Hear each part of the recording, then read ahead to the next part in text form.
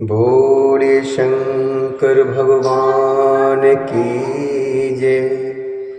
बोले श्री गणेश भगवान की जय।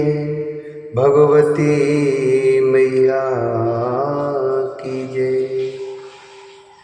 श्री शिव महापुराण के अंतर्गत कोटि रुद्र संहिता, जो कि चतुर्थ संहिता है, और इसकी अध्याय 3 में आज हम प्रवेश करेंगे, जिसमें वर्णन है अतीश्वर लिंग की प्राकट्य के प्रसंग में अनसूया तथा अत्रि की तपस्या का वर्णन। अतीश्वर लिंग के प्राकट्य के प्रसंग में अनसूया तथा अत्रि की तपस्या का वर्णन। सूत जी बोले, ब्रह्मपुरी के समीप में चित्रकूट पर्वत पर मत गजेंद्र नामक लिंग है। ब्रह्मपुर्याम चित्रकूटे लिंगम मत गजेन्द्रकं ब्रह्मणा स्थापितं पूर्वं सर्वकामशमृद्धिदम्। ब्रह्मणा स्थापितं पूर्वं सर्वकामशमृद्धिदम्।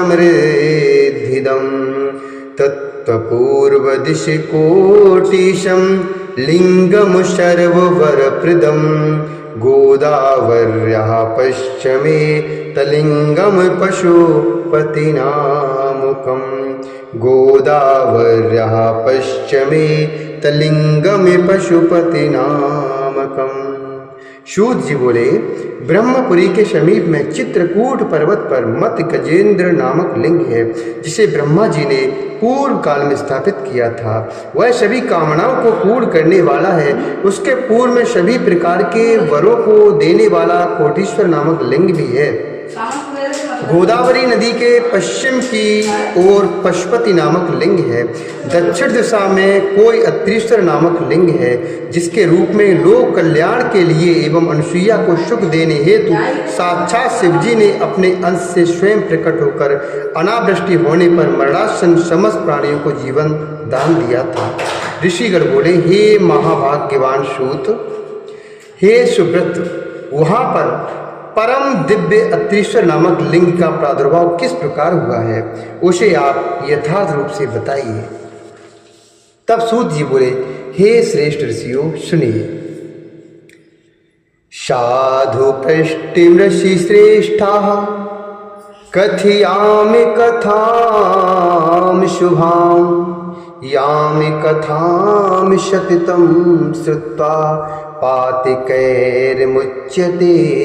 ध्रुवम्। पातिकैर्मुच्यते ध्रुवम्। दक्षिणाश्याम दिशि महत दक्षिणश्यामदिशि महत कामदमुनाम यदुवनं चित्रकूट समीपे अस्ति तपसाम हितदं शताम्।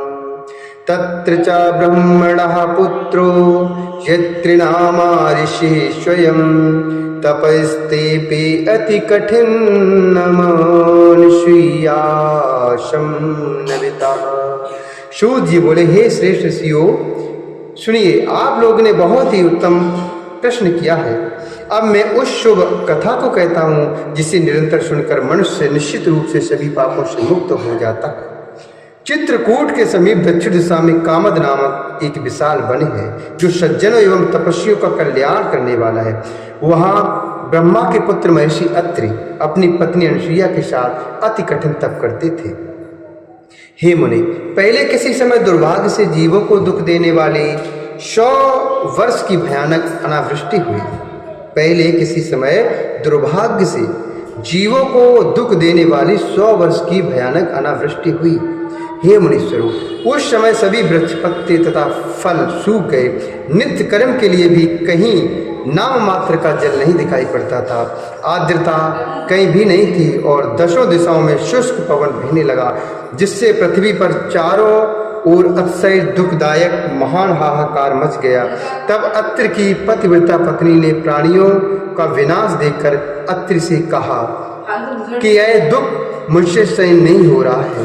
तब वे मुनिवर अत्रि स्वयं आसन पर स्थित होकर 3 बार प्राणायाम करके समाधि में लीन हो गए। इस प्रकार विज्ञानी मुनि श्रेष्ठ अत्रि आत्मा में स्थित निर्विकार शिव रूप परम ज्योति का ध्यान करने लगे।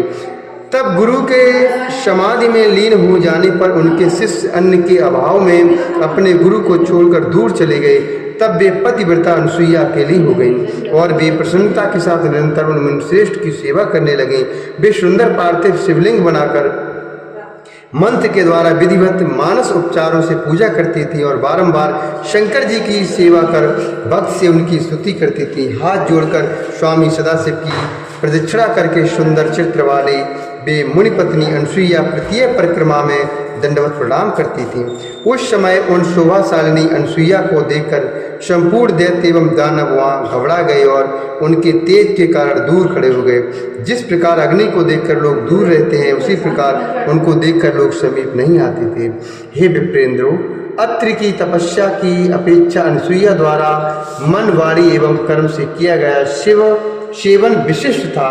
इस प्रकार जब तक मुनिवर अत्रि प्राणायाम परायण होकर समाधि में लीन रहे, तब तक वे देवी उनकी सेवा करती रहीं।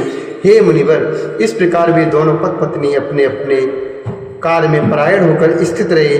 वहाँ कोई अन्य स्थित न रहा। फिर काल व्यतीत हो जाने पर भी इस प्रकार ध्यान में मग्न ऋषि श्रेष्ठ अत्रि को किसी वस्तु का भान न रहा। पतिव्रता अनुसुईया भी अपने पति अत्रि तथा अपने इष्ट देव सदाशिव की सेवा करने लगी और उन सती को भी किसी अन्य वस्तु का ज्ञान न रहा। तब उन अत्रि की तपस्या तथा अनुसुईया के शिवाराधना से प्रसन्न होकर संपूर्ण देवता, ऋषिगण तथा गंगा आदि सभी नदियाँ ये सब उन दोनों का दर्शन करने के लिए प्रेम पूर्वक वहाँ आए। अत्रि की तपश्चर्या एवं अनुसुईया की सेवा को देखकर वे बड़े आश्चर्य में पड़ गए। उन दोनों के अद्भुत तप तथा उत्तम सेवा भाव को देखकर वे कहने लगे कि अत्रि का तप तथा अनुसुईया की आराधना, इन दोनों में कौन श्रेष्ठ है। इसके बाद उन दोनों को देखकर उन्होंने कहा कि भजन श्रेष्ठ है। पूर्वकालीन ऋषियों ने भी दुष्कर तप किया था, किंतु ऐसा कठिन तप किसी ने भी नहीं किया। ऐसा उन्होंने कहा। ये अत्रि धन्य है एवं अनुसुईया भी धन्य है, जो कि ये दोनों प्रेम पूर्वक घोर तपस्या कर रहे हैं। त्रिलोकी में इस प्रकार का शुभ, उत्तम तथा कठिन तप किसी ने नहीं किया हो। यह बात इस समय तक जानी नहीं जा सकती। यह बात इस समय तक जानी न जा सकी है।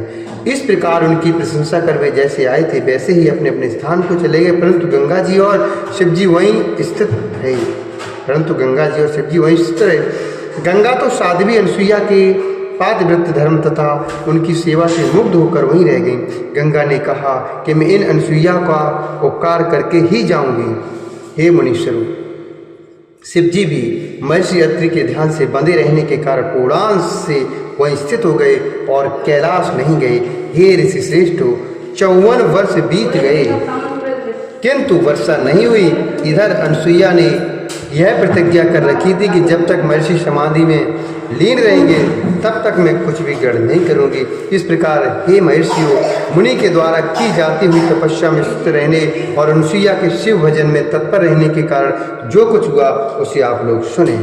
इत श्री शिव महाप्राणे चतुर्थ्याम कोटि रुद्र संहितायाम अनुसुईया अत्रि तपोवर्णनम नाम तृतीयोध्याय। इस प्रकार से शिव महाप्राण के अंतर्गत चतुर्थ कोटि रुद्र संहिता में अनुसुईया अत्रि तपोवर्णन नामक तीसरा अध्याय पूर्ण हुआ। बोले शंकर भगवान की जय।